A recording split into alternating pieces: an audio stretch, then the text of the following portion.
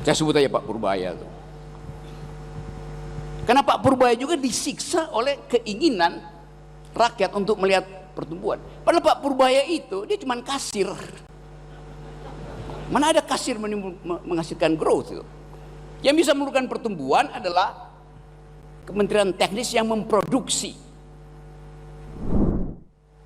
Selama dia riset, jangan ada gangguan moral di situ. Pikiran tidak mungkin dipatenkan karena dia diberikan oleh alam. Derivat dari pikiran dalam bentuk modeling boleh dipatenkan, tapi nggak laku secara bisnis. Hanya bila derivat model itu, dalil, teori, berimplikasi pada bisnis, maka orang minta paten. Kan logikanya begitu. Jadi betul tadi Pak Rektor bahwa kita masuk pada era ketika orang menuntut bahwa kekuatan pikiran itu harus berimplikasi pada kemaslahatan manusia. Paten dimungkinkan supaya ada competitive advantage, supaya tidak ada curi-mencuri. Jadi sudah betul kita mulai dari Bandung, karena ide Bandung itu dari zaman ITB, Soekarno menghasilkan kontroversi, bukan sekedar di dalam ilmu pengetahuan, tapi di dalam politik ketika dia bicara di gedung apa sekarang, Indonesia menggugat kolonialisme yang justru mengekstraksi seluruh kemampuan intelektual kita, sehingga kita gagal berpikir rasional lagi. Tidak mungkin ada paten sebelum ada riset. Tidak mungkin ada riset sebelum ada disertasi. Tidak mungkin ada disertasi kalau kampus dihalangi untuk berpikir kritis. Jadi kita mulai back to square one. Kampus didesain untuk mempertengkarkan pikiran. Pikiran hanya disebut pikiran kalau ada pikiran yang menentang, dialektika namanya tuh.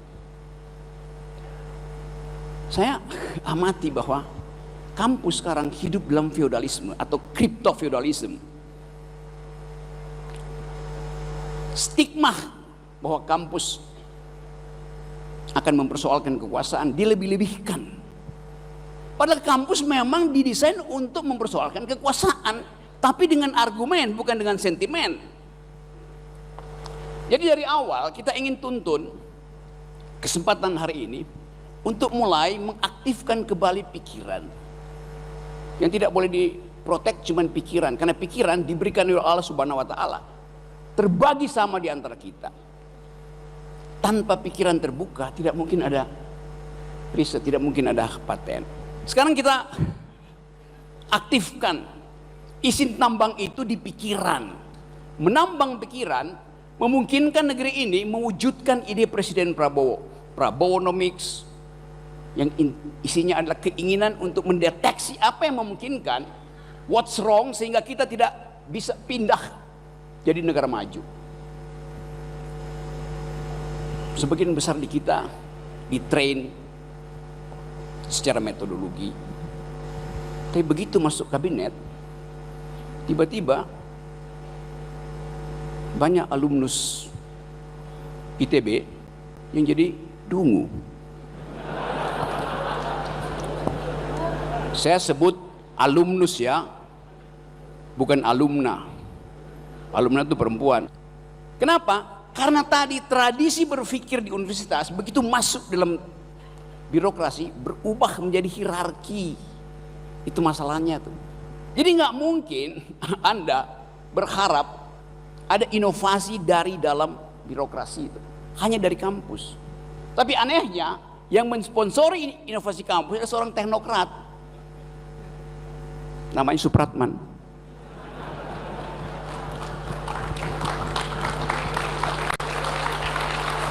Pak Menteri melakukan sesuatu, apa namanya istilah, beyond the call of duty, melampaui tugasnya tuh. Karena kampus mandek untuk mengucapkan itu. Pertanyaannya sekarang, apakah ide kawan saya ini, Supratman, bisa dipatenkan? Nggak bisa. Karena setiap orang punya kesempatan untuk menghasilkan greget yang memungkinkan kita berkumpul di sini. Tapi sekali lagi, kita buka lebih jauh lagi. Apa sebetulnya sumber what's wrong kita sehingga gagal memahami what's up beliau dan terhalang untuk berpikir what is to be done itu. Jalur panjang birokrasi. Termasuk birokrasi di kampus tuh.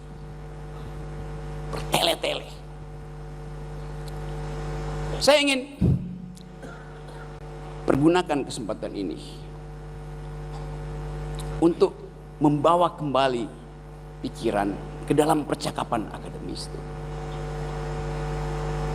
Hanya dengan membangun, kita tahu bahwa oke, ada riset, nanti ada modeling, ada teori, ada laboratorium untuk menguji teori, lalu dipublikasikan, lalu ada yang beli hasil riset itu dipatenkan oleh mereka. Tadi saya bicara dengan Bu Stella, roadmap sudah disiapkan. Tapi kemampuan kita untuk percaya diri bahwa kita mesti bersaing dengan negara lain dikendurkan oleh kondisi hari ini, bahwa kita kehilangan kesempatan, kemampuan kita untuk menghasilkan apa yang didengungkan sebagai bonus demografi seolah-olah akan dibatalkan oleh ketidakmampuan Purbaya untuk menghasilkan 6% growth. Saya sebut aja Pak Purbaya. Karena Pak Purbaya juga disiksa oleh keinginan rakyat untuk melihat pertumbuhan. Padahal Pak Purbaya itu dia cuma kasir. Mana ada kasir menghasilkan growth itu? Yang bisa menurunkan pertumbuhan adalah Kementerian Teknis yang memproduksi. Perindustrian, perdagangan, kelautan, perikanan, segala macam tuh. Tapi hasil produksi itu bukan sekedar barang, tapi ide mestinya.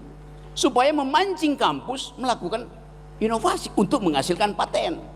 Jadi Pak Menteri mengambil alih seluruh kemacetan negeri ini dengan risiko minta universitas untuk berpikir. Mestinya dia berhenti aja jadi menteri, jadi dia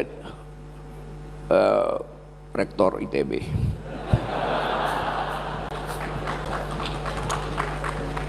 Artinya ada yang mesti digusur. Ya rektornya kita pindahin jadi menteri. Oke, saya lihat